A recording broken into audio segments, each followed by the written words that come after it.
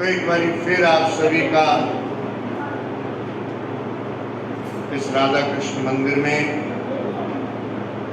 ISKCON की तरफ से हर सप्ताह होने वाला यह हरिनाम संकीर्तन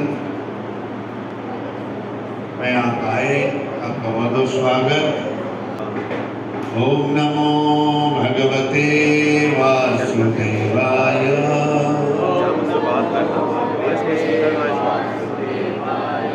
ओम नमो भगवते वासुदेवाय।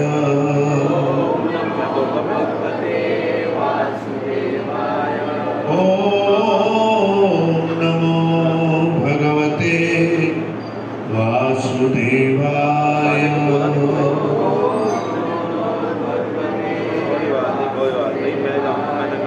नारायणं नमस्कृतं नरं चैव नरोत्तमं देवीं सरस्वतीं व्यासं ततो जयमुदीरयेत। ॐ कृष्णाय वासुदेवाय देवकी नंदनाय च नंदगोपकुमाराय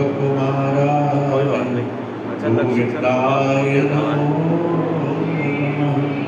नष्टप्रायेषु भद्रेषु नित्यं भागवत सेवया भगवतुत्तम श्लोके भक्तिर्भवती नैष्ठिकी। हरे कृष्णा कृष्णा कृष्णा हरे हरे, हरे राम राम राम हरे हरे।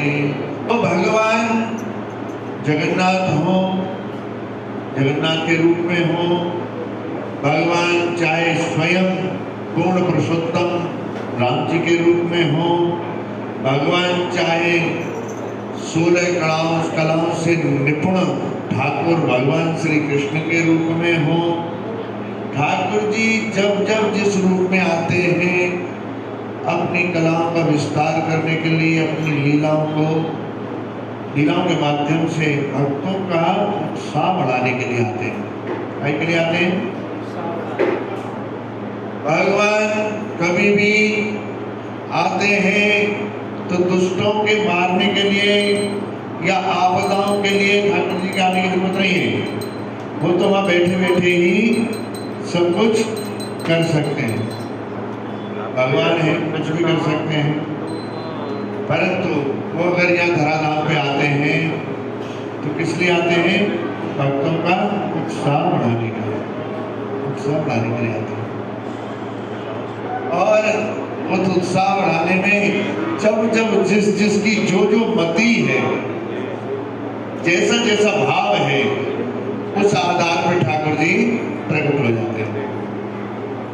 हिरण्यकश्यप का भाव था कि मुझे कोई मार नहीं सकता, क्योंकि मैंने ब्रह्मा जी से ये मांग लिया है कि ब्रह्मा की सृष्टि के किसी भी जीव के द्वारा मैं मारा नहीं जाऊं। तो अब उसका ये भाव था कि वो कौन आएगा मुझे मारने वाला? मुझे मारने वाला कोई नहीं है। तो ठाकुर जी ने उसके भाव को पूरा किया कि मारने वाला है। तो किस रूप में आए? आधे सिंह के रूप में, आधे मनुष्य के रूप में। उसके भाई हिरण्याक्ष को भगवान ने मारा, किस रूप में मारा था? वराह रूप में, है ना? वराह रूप में हिरण्याक्ष को मारा। इसलिए हिरण्यकश्यप को लगा कि भगवान किसी भी रूप में आके मुझे मार सकते हैं, तो क्यों ना मैं ब्रह्मा से ये मांग लूं कि ब्रह्मा की सृष्टि के जितने भी जीव हैं उन किसी जीवों के द्वारा मैं ना मारा जाए। कितनी बुद्धि दौड़ाई होगी उसने, देखो कितना इंटेलिजेंट रहा होगा। भगवान ब्रह्मा जी सामने खड़े, मांग क्या मांगता है? हम लोग हो तो सिद्धि बिट्टी गायब हो जाए महाराज, क्या मांगेंगे हम? क्या कुछ नहीं मांग सकते। परंतु उसने, असुर है ना, असुर प्रवृत्ति वाले लोग अपना दिमाग ज्यादा चलाते हैं। बोलो जय जय श्री। और नेगेटिव ही मांगते हैं। जब भी मांगेंगे नेगेटिव। तो अपने बचाव के लिए उसने बहुत कुछ मांगा कि मैं दिन में ना मरूं, रात में ना मरूं। है, देखो कितनी विचित्र सी बात है, कितनी तगड़ी सोच है कि लोग दिन में मरते हैं या रात में मरते हैं। क्यों ना मैं ऐसा मांग लूं, ना दिन में मरूं ना रात। पहले से लिखा हुआ नहीं था ये, पहले से सब लिखा हुआ नहीं था। मैं दिन में ना मरूं, रात में ना मरूं, मैं अंदर ना मरूं, बाहर ना मरूं। बताओ कमाल हो गया है। हाँ तो भाई, या तो आदमी घर में मरता है या बाहर मरता है। अंदर ना मरूं, बाहर ना मरूं। अच्छा, किसी अस्त्र से ना मरूं, शस्त्र से ना मरूं। अस्त्र शस्त्र भी खत्म करा दिए। तो ठाकुर जी ने ये सारी जो इच्छाएं थी उसकी पूरी करने के लिए वो सारे कृत्य किए। मतलब क्या है इस बात का कि भगवान हर एक जीव के भाव को पूर्ण करने के लिए लीला करते हैं। इसलिए भक्तों का उत्साह बढ़ाने के लिए, और दुष्टों का श्रृंगार तो अपने आप हो जाता है। बोलो जय जय श्री। कौन सा श्लोक है? भगवान आते हैं तो क्या कहते हैं? यदा यदा हि धर्मस्य, बोलो ये तो सबको याद होगा है जी। यदा यदा हि धर्मस्य, आगे बोलो।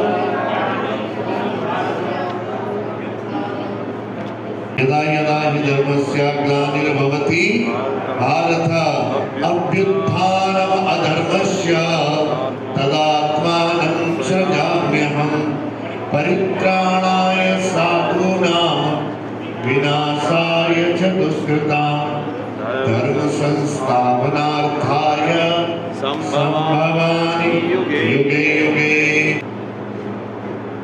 परित्राणाय साधूनां विनाशाय च दुष्कृतां, तीन चीज हो गई। परित्राणाय साधूनां, साधुओं को परित्रण है मतलब उत्साह आनंद देने के लिए। विनाशाय च दुष्टों का विनाश करने के लिए। और क्या करने के लिए? धर्म संस्थापनार्थाय, धर्म की संस्थापना के लिए ठाकुर जी पुनः पुनः अवतार लेते हैं। चौथे अध्याय का 7वां श्लोक ठाकुर जी कहते हैं ये सभी यदा यदा यदा यदा जब भी और जहां भी ही निश्चय ही धर्मस्य धर्म की ग्लानि हानि और पतन भवती होती है भारत हे भरतवंशी अभ्युत्थानम प्रधानता अधर्मस्य अधर्म की तदा उस समय आत्मनम अपने को सृजामी प्रकट करता हूँ अहम मैं। अनुवाद से प्रभुपाद द्वारा। प्रभुपाद की मैं हे भरतवंशी, भगवान कह रहे हे भरतवंशी, जब भी और जहां भी धर्म का पतन होता है, बोलिए जब भी और जहां भी धर्म का पतन होता है। Page number 152, page number 152। हे भरतवंशी, जब भी और जहां भी धर्म का पतन होता है और अधर्म की प्रधानता होने लगती है, तब तब मैं अवतार लेता हूँ। ठीक बात है। फिर आगे कह रहे हैं तीन चीजें काहे के लिए अवतार लेता हूँ? इन तीन चीजों के लिए। क्या है वो चीजें?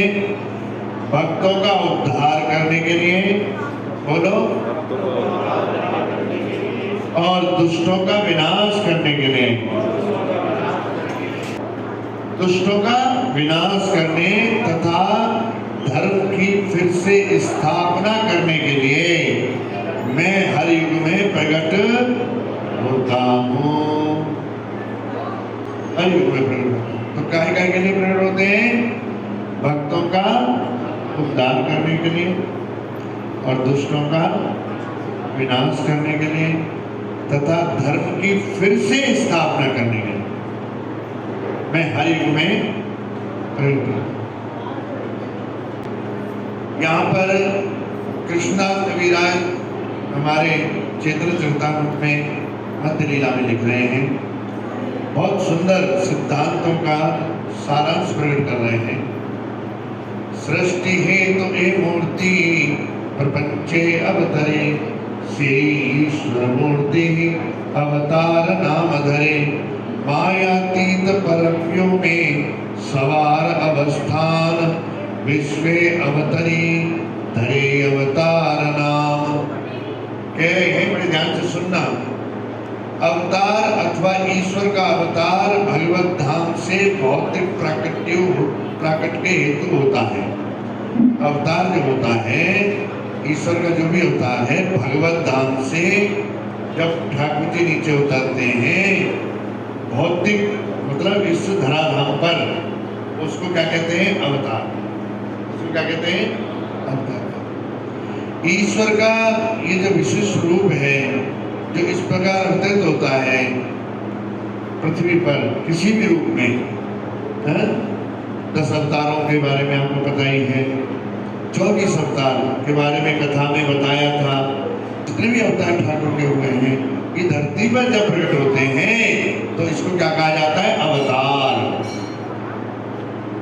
एते च अंश कला पुंसं कृष्णस्तु भगवान स्वयं, इंद्र अरिव्याकुलं लोकं मुण्यन्ति युगे युगे। श्रीमद् भागवतम में इस बात को समझाया गया कि भगवान एते अंश कला पुंसम, ये जितने भी अवतार हैं ये भगवान के अंश कला अवतार हैं। तो पूर्ण भगवान कौन? कृष्णस्तु भगवान स्वयं। कृष्ण ही परम ईश्वर भगवान है। ब्रह्मा जी भी क्या कह रहे हैं ब्रह्म संहिता में? ईश्वर परम कृष्ण सच्चिदानंद विग्रह अनादिर आदि गोविंद सर्व कारण कारण। ब्रह्मा जी इस बात को कह रहे हैं कि ईश्वर कौन है? एकमात्र कृष्ण। क्या है? कृष्ण। बोलो ईश्वर परम कृष्ण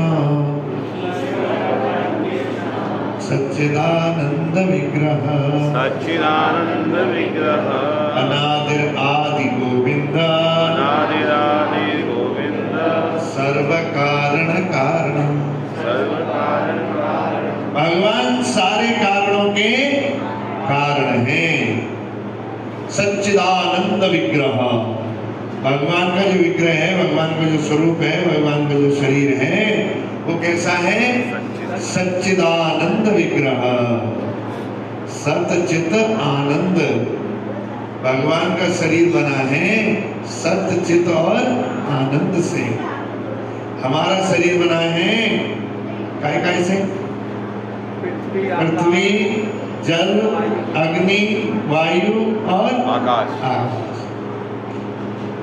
पृथ्वी, जल, अग्नि, वायु और आकाश। तो हम जो पंच तत्व का जो हमारा शरीर है ये जब नष्ट हो जाता है तो ये पंच तत्व में विलीन हो जाता है। बोलो जय जय श्री। भगवान का शरीर इन पंच तत्व से बना हुआ नहीं है। वो कैसे बना है? सत, चित और आनंद से बना है। सत मतलब सत्य से। भगवान सत्य है।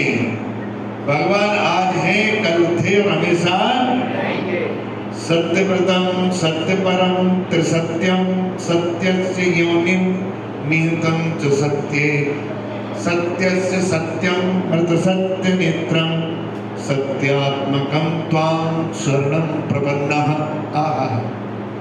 श्रीमद् भागवतम में 9 बार भगवान को सत्य कह के पुकारा गया इस श्लोक में। कितनी बार? 9। बड़ी सुंदर इसकी व्याख्या है, उसके लिए हमारे पास समय धीरे धीरे करके निकालेंगे, एकदम नहीं हो सकता है। सत्यव्रतम, सत्य परम, त्रिसत्यम, तीनों काल में ठाकुर जी सत्य हैं, तीनों काल में थे, हैं और हमेशा रहेंगे। रजो, तमो और सतो, तीनों गुणों में ठाकुर जी हैं। हम लोग रोजाना तीनों गुणों में आते हैं, तीनों गुणों में आते हैं। तो जिसका जो गुण प्रधान होता है वो उसमें कार्य करता है। जो लोग सतोगुणी हैं वो सतोगुण से ही प्रारंभ करते हैं और रात तक सतोगुण में ही रहते हैं और प्रयास करते हैं कि इन तीनों गुणों से वे उठें, क्योंकि भगवत प्राप्ति न तो तमोगुण से प्राप्त हो सकती है, न रजोगुण से प्राप्त हो सकती है और न सतोगुण से ही हो सकती है। सतोगुण में भी बंधन है, बंधन है। तो जब जीव इन तीनों गुणों से ऊपर उठ जाता है तब जाकर के भक्ति की पहली सीढ़ी चढ़ता है। बोलो जय जय श्री। तो सतोगुण जिसका प्रधान है, सवेरे उठते ही क्या करते हैं हम लोग? कराग्रे वस्ते लक्ष्मी, कर मध्य मां सरस्वती, कर मूले च गोविंदा, प्रभाते करि दर्शन। करना चाहिए, रोज करना चाहिए। और राम जी क्या करते हैं? सवेरे उठते ही प्रातः काल उठ के रघुनाथा, मात पिता गुरु नामहि माता। बोलो, प्रातः काल उठ के रघुनाथा, मात पिता गुरु नामहि माता।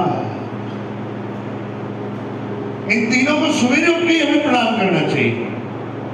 अगर जीवन में आपको समस्याओं से बचना है, आपदाओं से बचना है, कलह से बचना है, दिक्कतों से बचना है, धन संपत्ति के अभाव से बचना है, तो सवेरे उठते ही मात पिता गुरु नामहि माता।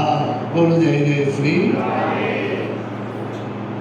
कुछ नहीं देखना, कुछ नहीं करना। अब गुरु को प्रणाम करो, अब गुरु है तो प्रणाम करो, नहीं तो ठाकुर जी को प्रणाम करो कि ठाकुर हमें कोई ऐसा सच्चा गुरु प्रदान करिए जो हमें गुमराह ना करे, क्योंकि मेरी बुद्धि क्या है? शुद्ध है? नहीं है। मेरी बुद्धि अशुद्ध है, भटकी हुई है, मुझे नहीं पता सही क्या है और गलत क्या है। हे ठाकुर, मुझे शक्ति देना कि मैं सत्मार्ग पर चलने का प्रयास कर सकूं। और ऐसा नहीं है कि तुम्हें ही शक्ति देना, मैं घर में बैठा रहूंगा। ना ना ना, ये बात कहाँ की आ गई? रजोगुण की आ गई। ये बात कहाँ की है? रजोगुण की। हम लोग सब ज्यादातर रजोगुण में रहते हैं। हाँ हाँ चले जाएंगे, जाना ही तो है, समय पे नहीं जा रहे तो क्या है, बस दिखाना ही तो, मुंह दिखा के आ जाएंगे। अरे मुंह दिखाने के लायक ही नहीं रहोगे तो क्या दिखाओगे? बोलो जय जय श्री। हम भगवान को मुंह दिखाने के लायक बने, हमें ऐसा बनना चाहिए, हमें प्रयत्न करना चाहिए। अब आप बुरा मत मान जाना कि हमारा मुंह इतना गंदा थोड़ी है जो मुंह दिखाने लायक नहीं है जी। मेरा मतलब है कि हम लोग ज्यादातर अपने परिवार, अपने काम, अपने धंधे, अपने समय इसमें ही लगे रहते हैं। क्यों लगे रहते हैं? क्योंकि हम भगवान को उसके बराबर भी समझते हैं।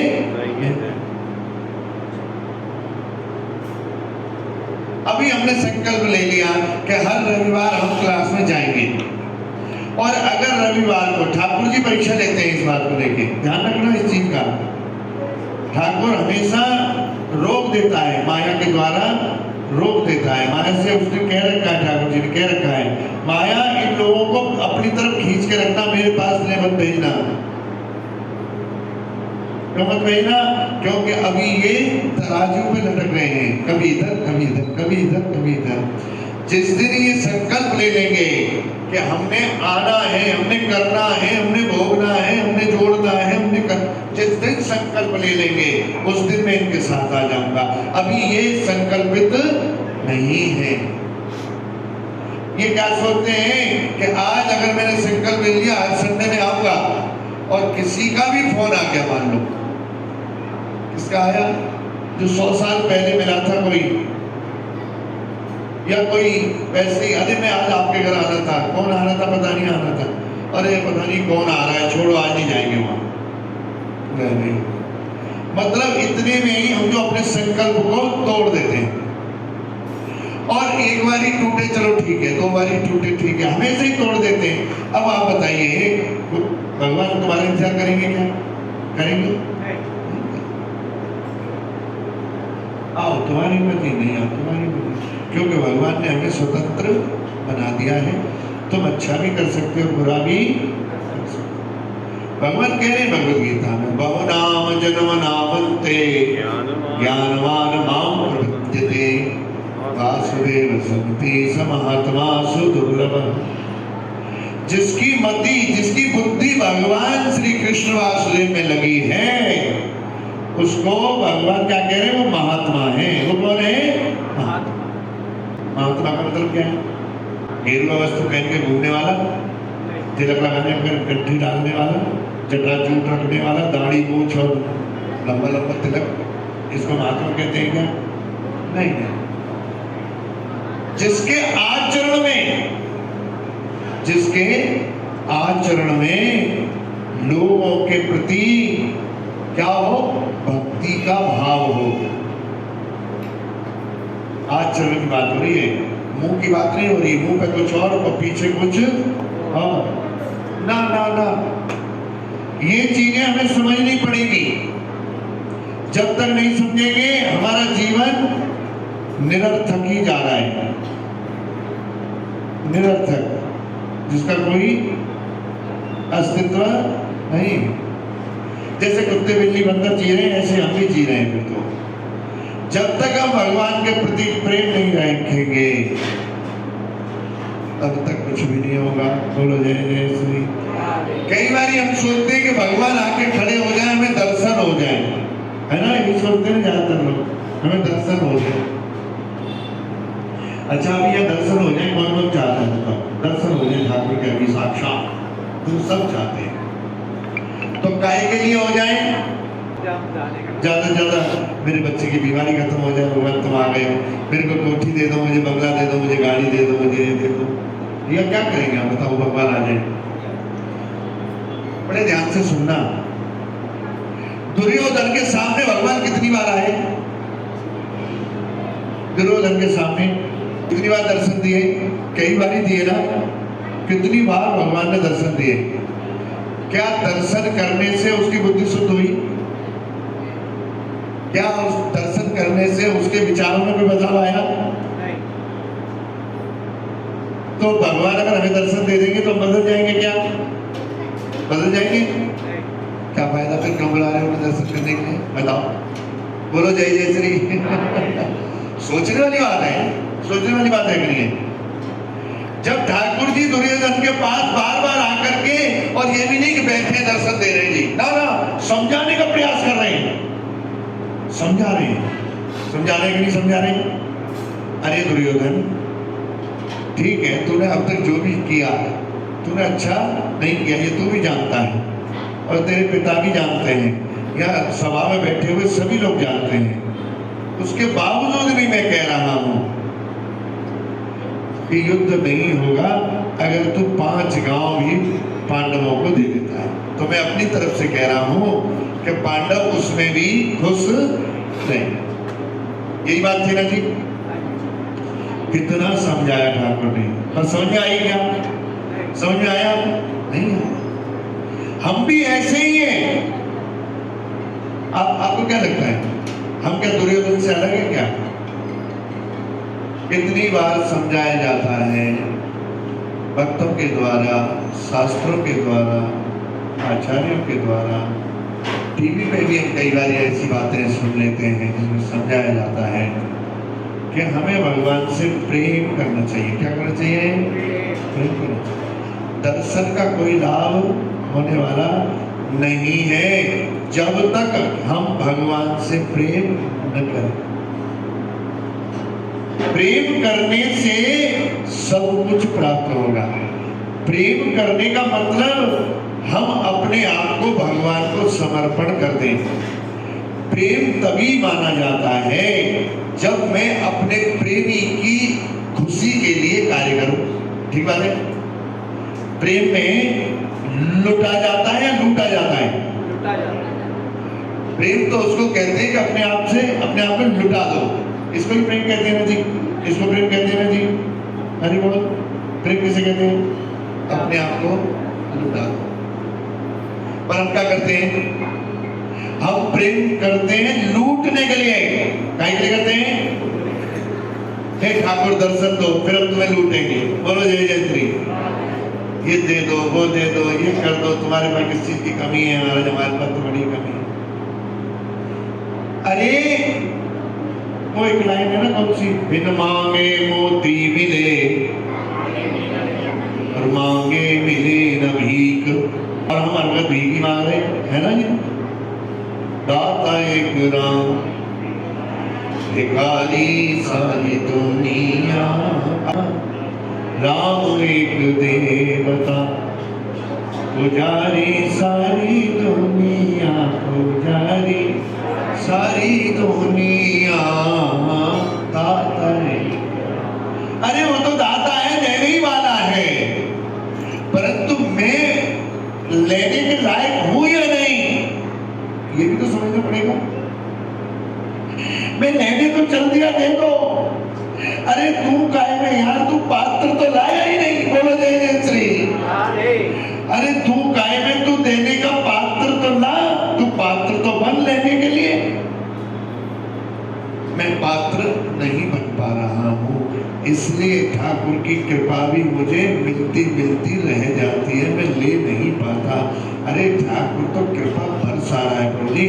यहाँ अगर हम सब बैठे तो ये ठाकुर की कृपा है। बोलो जय जय श्री। यहाँ इतने ही 60, 70, 80 लोग थोड़ी है जहाँ बैठे 50, 60 लोग। यहाँ तो हमारे हजारों की तादाद में लोग हैं। तो ये भगवान की कृपा है कि नहीं है या नहीं है? बताओ। जो हम लोग भगवान की कृपा से अपना अमूल्य समय दे करके आके ठाकुर जी की लीला में, चर्चाओं में यहाँ सब दे रहे हैं। यही तो चाहिए ठाकुर को। क्या चाहिए? तूने मुझे समय कितना दिया, मैंने तुझे ये शरीर दिया, ये जन्म दिया, इंसान बनाया, कुत्ते बिल्ली बंदर गधा नहीं बनाया। आज ये कुत्ते बिल्ली बंदर गधे जो रोड पे घूम रहे हैं, ये भी इंसान ही थे पहले प्रभु जी, ये भी इंसान थे। इन्होंने इंसान के कर्तव्य को नहीं निभाया, इन्होंने बात को माना नहीं, दुर्योधन ने भी बात को माना नहीं। आखिर क्या हुआ? मरने के बाद, मरने पे क्या हुआ? कोई आया उसके पास। हिरण्यकश्यप ने ब्रह्मा जी को प्रकट कर लिया, इतनी तपस्या करी। हिरण्यकश्यप की सबसे बड़ी तपस्या है, 36,500 साल तपस्या करी, तब जाके ब्रह्मा जी प्रकट हुए। और जब मरा तो ब्रह्मा जी आए थे क्या देखने? नहीं आए। रावण ने शिव जी को महाराज प्रसन्न कर लिया है, तांडव स्तोत्र रचा, महाराज शिव जी को नचा दिया अपनी भक्ति में। जब मरा तो आएगा शिव जी देखने के लिए? आए क्या? नहीं आए। कारण क्योंकि वो भगवान का भक्त नहीं था, वो भक्त नहीं था। आप किसकी भी पूजा करके उसकी सिद्धि कर लो, चाहे उन्हें प्रकट कर लो, अगर वो भगवान के लिए कार्य नहीं है तो वो देवता तुम्हारे लिए आ तो जाएगा, परंतु अंत समय तुम्हारे पास वो नहीं रहेगा। उसे भी अपनी नौकरी करनी है, जवाब देना पड़ेगा। इसलिए दुर्योधन जब मरा तो तड़प रहा था प्रभु जी, कितना बड़ा योद्धा था देखिए, है ना। जंगा तोड़ दी थी, खूनों में लथपथ था, मक्खियां लग रही थी, काट रही थी, परंतु उसमें अब इतनी भी जान नहीं थी कि मक्खियों को भी हटा दे। बोलो जय जय श्री। खून में लथपथ पड़ा हुआ था, जहां तहां से मांस और खून निकला पड़ा था, हाय हाय चिल्ला रहा था, कितना दुख था। था और इतने दुख पर भी भगवान को याद नहीं कर रहा था। बोलो जय जय श्री। तो आपको क्या लगता है हम में से नहीं है ऐसे लोग? 80% से भी ज्यादा लोग ऐसे ही हैं जो अंतकाल में भी वो यही याद करते हैं, अरे उसको मार डालना, मैं तो मर ही रहा हूं, उसको जरूर मार डालना तुम, उसने मेरी ये हालत करी है, मैं उसका कुछ कर नहीं पाया। ऐसे ही दुर्योधन तड़प रहा है, मर रहा है, और क्या कह रहा है? जब अश्वत्थामा उसके पास आया उससे यही कह रहा है, मेरे को बड़ा दुख है, ये मेरे हाथ पैर टूटे पड़े हैं, सब फटा पड़ा हूं, इसका इतना नहीं है, मुझे इस बात का ज्यादा दुख है कि मैं पांडवों का कुछ नहीं कर पाया। बोलो जय जय श्री। मैं पांडवों का कुछ नहीं कर पाया, ये मुझे दुख है बस। अश्वत्थामा क्या कहता है, अब क्या कर सकते हैं, कोशिश तो हमने बहुत करी। अश्वत्थामा तू चिरंजीव है, तू कुछ भी कर सकता है, कुछ तो कर दे यार, अब तो कुछ कर दे। क्या करूं? कुछ कर, जो मर्जी कर, मैंने तुझे स्वतंत्रता दे दी, जो मर्जी कर। तो ठीक है, रात को सो रहे होंगे, सरकार के लिए आता हूं। बोलो जय जय श्री। अब ये तो अधर्म था, ये अधर्म था कि नहीं था? अधर्म था। मतलब उसने अधर्म की इजाजत दे दी। अगर मरते मरते वो धर्म की इजाजत दे देता कि चला जा, जाके कृष्ण को बुला के ला, मैं उनको थोड़ा प्रणाम तो कर दूं कि मेरे को क्षमा कर दीजिए, हो सकता था कि नहीं? हो सकता था कि नहीं? परंतु नहीं किया। क्या कह रहा है? कैसे भी कर, तू कुछ भी कर, पांडवों को मार दे यार बस। और वो निकल पड़ा। जैसा व्यक्ति वैसा ही उसका संगी। आप देखिए, अब ये संगी कोई छोटी मोटी हस्ती नहीं था, द्रोणाचार्य का पुत्र है भाई साहब, ये छोटी मोटी हस्ती नहीं है, परंतु संग के कारण बुद्धि भ्रष्ट हो गई। तुम जैसा संग करोगे बुद्धि ऐसी ही हो जाएगी। निकल पड़ा। ठाकुर तो भैया अंदर ही बैठा है यार, बाहर थोड़ी ना है, वो अंदर बैठा है। ठाकुर जी ने आज पांडवों को उनके शिविर में न सुला के उनके बच्चों को सुला रखा था, उनको तो ले गए वहां से, और वो आया और अंधेरे में हमारे पांचों के सिर काट के देखो। आप देखिए, कहने का भाव है कि एक अधर्मी व्यक्ति वो अधर्म को नहीं छोड़ता, असुर कहलाता है। अरे असुर भी बनो तो ऐसे बनो, अरे दुर्योधन की तरह बनो, ठाकुर मार भी आगे तो ठीक है, कंस की तरह बनो, है ना? ठाकुर आगे मारने के लिए मारे उसका तो फायदा है। इसका क्या फायदा कि कोई आदमी कुछ कर रहा है, अच्छा भला कर रहा है, उसकी टांग खींच रहे हैं, उसके काम को होने नहीं दे रहे हैं। ये ऐसे असुर बनने का कोई लाभ नहीं है। हमें भक्तों का संग में सहायता हमें करनी चाहिए, जितनी हो सके। हमें अपने अहंकार को, अहम को खत्म करना पड़ेगा। जब तक अहम खत्म नहीं होगा तब तक प्रेम जागृत नहीं हो सकता। क्योंकि मैं मेरे से ही प्रेम करता रहूंगा तो मैं ठाकुर को प्रेम कब करूंगा? क्या पता? मैं मेरे अहम से ही प्रेम करता रहूंगा तो ठाकुर जो कहना चाह रहे हैं मैं उनकी बात कब सुनूंगा? कब सुनूंगा मैं? क्योंकि मैं मेरे से निकला ही नहीं अभी, और जब तक मैं मेरे से नहीं निकलूंगा तब तक जीवन में कोई लाभ होने वाला। सबरी भी हुई ना, देखो सबरी निम्न जाति में पैदा हुई है ना, निम्न कुल में पैदा हुई थी। उसकी शादी होने वाली थी तो पिता ये थी सबर जाति की, भीलनी जाति की थी। तो भीलों में जब शादी होती है तो दावत होती है, पशु पक्षियों के मांस की दावत होती है। तो जब इसकी शादी हो रही थी तो इसने सुना कि मेरी शादी में मेरे पिता बहुत सारे पशु और पक्षियों को मारने वाले हैं, तो ये घर से भाग गई, मुझे नहीं करना ब्याह। बोलो जय जय श्री।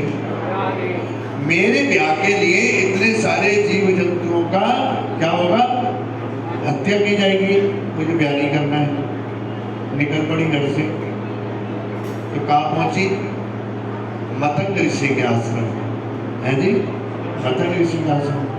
अब ऋषि थे, आश्रम में कोई अबला रह नहीं सकती, महिला नहीं रह सकती, परंतु दृश्य त्रिकालदर्शी थे। बोलो जय जय श्री। वो समझ गए ये लीला है, ये जो आई है इसके पास तो राम जी आएंगे। बोलो जय जय श्री। उसको रख लिया, बेटी बना लिया, उसको रख लिया, गुरु की सेवा में लगी है। और जब गुरु जाने लगे तो मेरा कौन है, मैं तो नहीं रह पाऊंगी, या मुझे साथ नहीं चलो।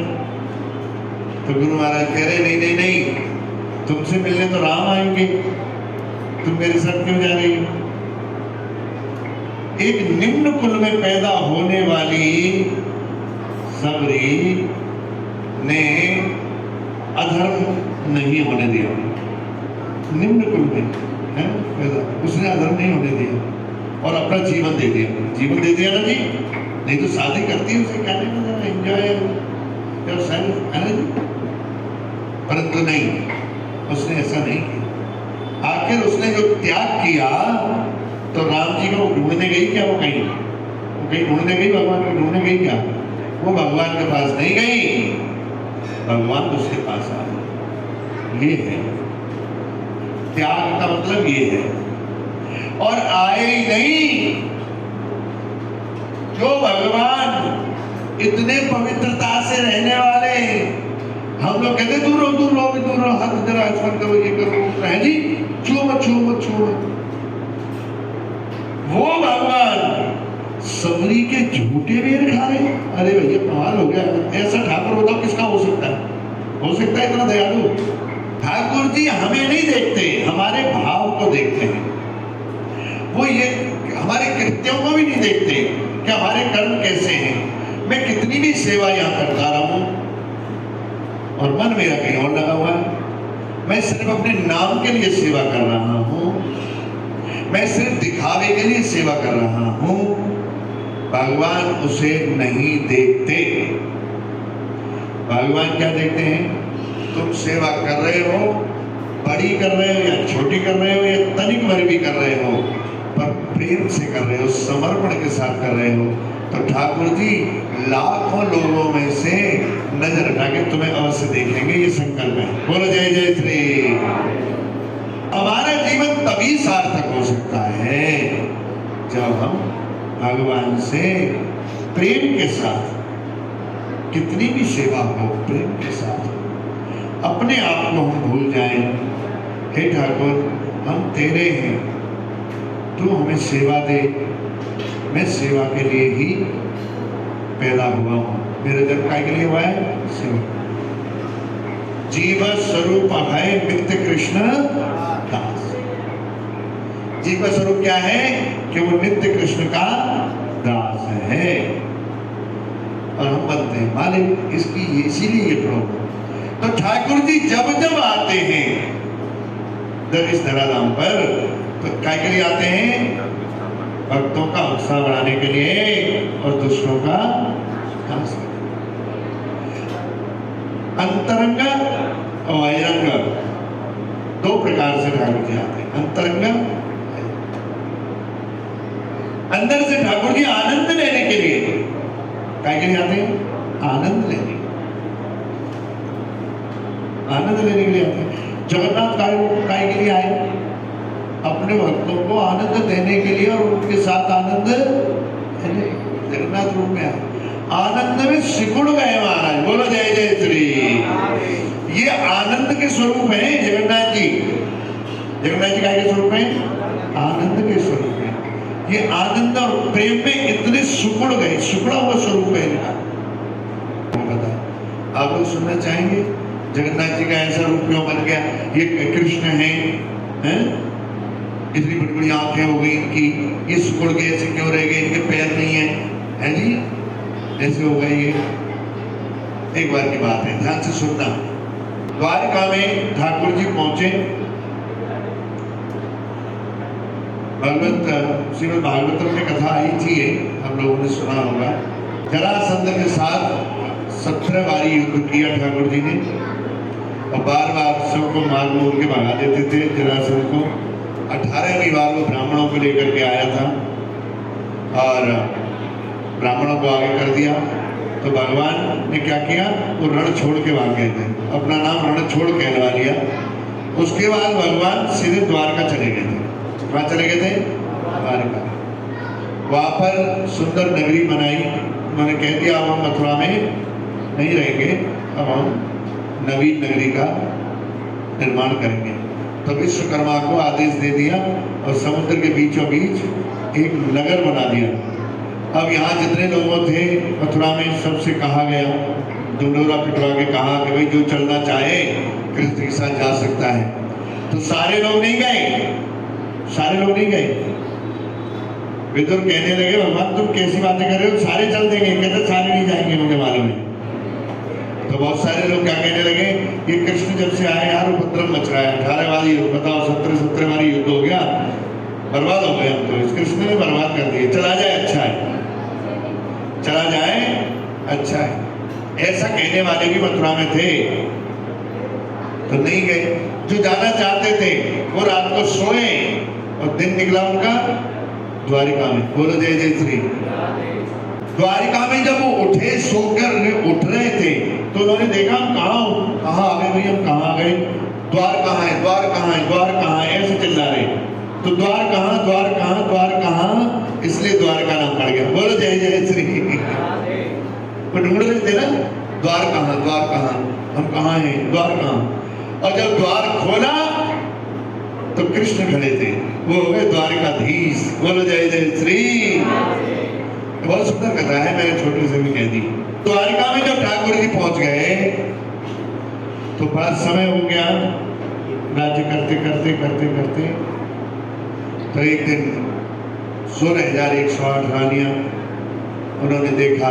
बड़े ध्यान से सुनना कि कृष्ण कई बारी रात को चिल्लाते हैं सोते सोते, राधा राधा राधा को पुकारते हैं, ब्रजवासियों को याद करते हैं, गोपवालों गोपियों को याद करते हैं, आंखों में आंसू हैं और याद करते हैं। ये चीज देख करके जो पत्नियां हैं वो बड़ी अचंभित थी कि हम इतनी सुंदर हैं और इतनी सारी हैं, सेवा में किसी प्रकार की कोई कमी नहीं छोड़ रही हैं, ऐसा कौन सी चीज है श्री राधा में या ब्रजवासियों में कि ठाकुर उन्हें याद करते हैं। हमसे ऐसी क्या त्रुटि हो रही है, क्या कमी है हमारे अंदर, इसका हमें पता करना चाहिए, है कि नहीं। आप किसी की सेवा करते रहो, परंतु किसी और को याद करें तो लगेगा नहीं कि हमारी सेवा में कहीं ना कहीं तो त्रुटि है। आखिर कारण क्या है। यदि एक राधा 16,108 में भारी हो रही है, आखिर क्या है, ऐसा क्या है। तो रोहिणी मैया द्वारिका में थी उस समय। रोहिणी कौन है, बलराम जी की माँ, बलराम जी की माता जी। तो बलराम जी की माता जी तो कृष्ण लीला में साथ ही थी, गोकुल में भी थी, मथुरा में भी थी, हर वक्त साथ रही है वो। तो उन्हें तो सब पता है कि कृष्ण का प्राकट्य कैसे हुआ, कृष्ण की बाल लीला कैसे हुई, है ना जी। कृष्ण की किशोरावस्था कैसे हुई, कैसे गोपियों के साथ रास रचाया, कैसे क्या किया, सब पता है उन्हें। सारी जितनी भी पत्नियां हैं सब गई माता रोहिणी के पास, क्योंकि पता चला कि रोहिणी माता को सब पता है, वही बता सकती है कि आखिर क्या है ऐसा जो कृष्ण वियोग में चले जाते हैं। माता रोहिणी ने कहा, अरे तुम मेरे से मत पूछो, अभी कृष्ण वैसे ही वियोग में है, और अगर उसने सुन लिया कि मैं तुम्हें ये सब बता रही हूँ तो वो और ज्यादा वियोग में चले जाएंगे। तो पत्नियों ने कहा नहीं नहीं, हमें बताइए, आप वहाँ की लीला का वर्णन करिए, हम इंतजार कर रही हैं कि कृष्ण बलराम को यहाँ आने नहीं देंगी। तो उन्होंने कहा उन्हें कौन रोक सकता है, वो राजा हैं, राजा को कौन रोक सकता है, कोई तैयार नहीं हुआ उन्हें रोकने के लिए। तो कौन तैयार हुआ, सुभद्रा, उनकी बहन को तैयार कर दिया कि तुम ही हो जो रोक सकती हो, नहीं यहाँ आने मत देना। और एक बहुत बड़े हॉल में ये कथा प्रारंभ करी। रोहिणी मैया ने पत्नियों को कथा सुनाने लगी। अब कृष्ण की प्राकट्य की कथा सुनाई, फिर बाल लीला, कैसे कैसे कृष्ण ने बाल लीलाएं करी, और उसके बाद फिर माखन चोरी लीला है जी, किस तरीके से दुष्टों का, राक्षसों का विध्वंस किया। ये सारी लीला करते करते फिर रास लीला पे आ गई है। जन्मनागजा श्रीयतीन्द्रा सस्वदत्रयी। गोपी गीत पे आई। जब गोपी गीत की कथा सुना रही थी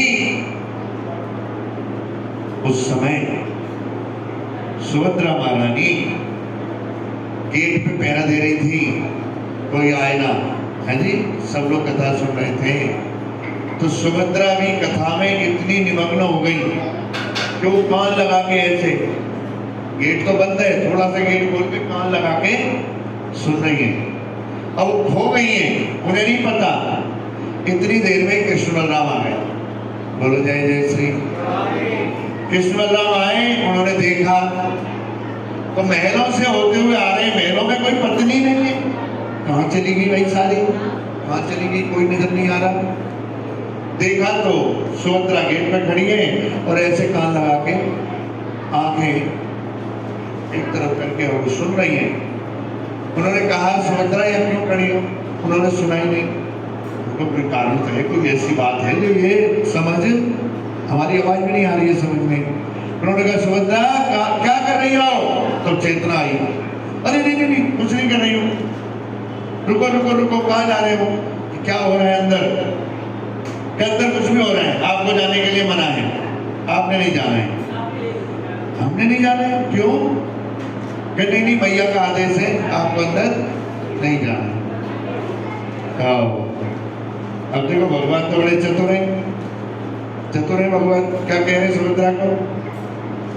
सुभद्रा तुम तुम्हारी बहन हो, तुम हमें नहीं जाने दोगी? बताओ, अभी रक्षाबंधन भी आने वाला है, जुलाई तो आ ही चुका है ना जी।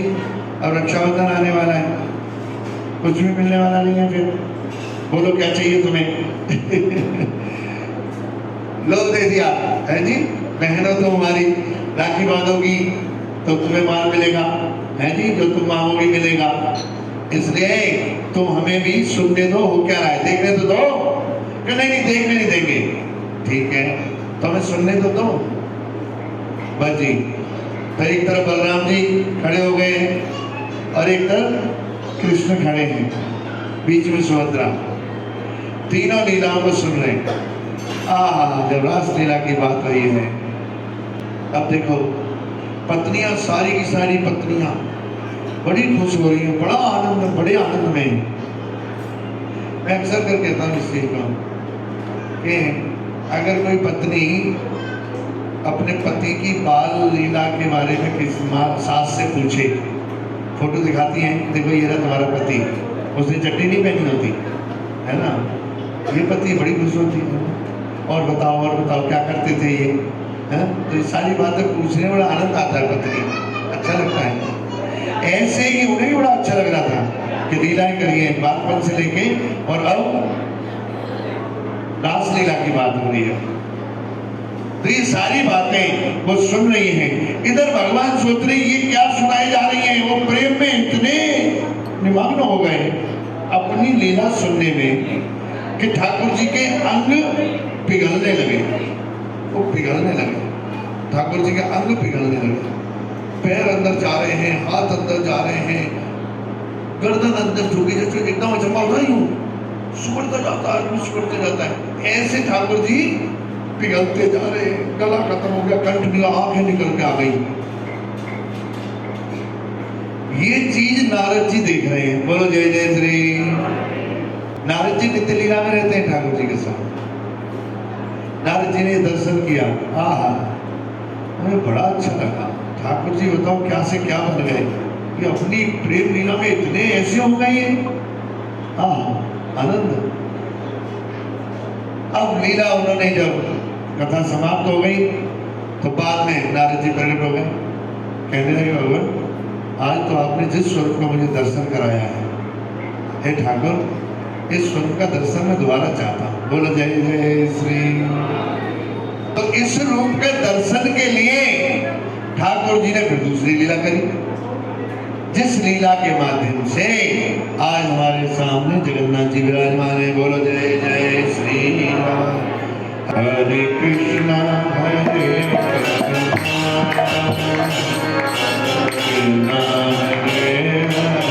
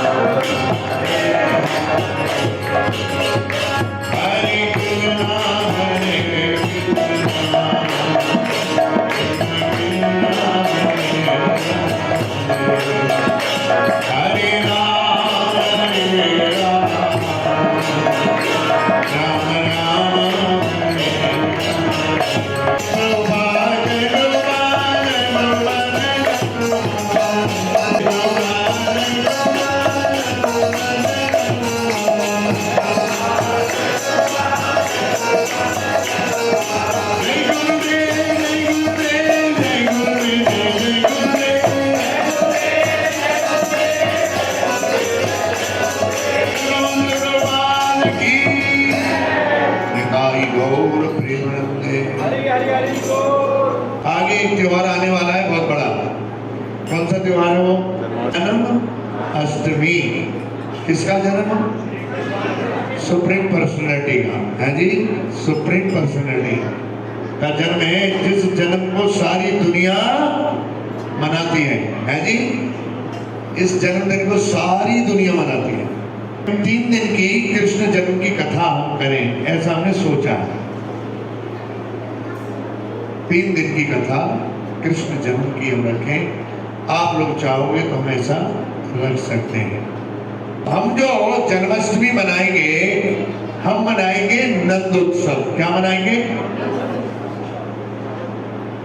हम यहाँ नंदोत्सव मनाएंगे, जिस दिन बहुत जबरदस्त फीस्ट हो सकते हैं, है ना जी? क्योंकि हमारा लक्ष्य क्या है? लोगों को प्रसाद खिलाना। बोलते हैं तो जन्माष्टमी वाले दिन बहुत सारे लोग रुक नहीं पाते एक जगह। वो सोचते हैं भाई यहाँ भी जाना है, वो वहाँ भी जाना है, क्योंकि ये भगवान मिट्टी का है, वो भगवान पत्थर का है, वो वहाँ लकड़ी का है ना जी? एक जगह क्या देखना, एक जगह क्यों रुकना? जगह जगह जाकर के हमें वो पंजीरी खानी है जी?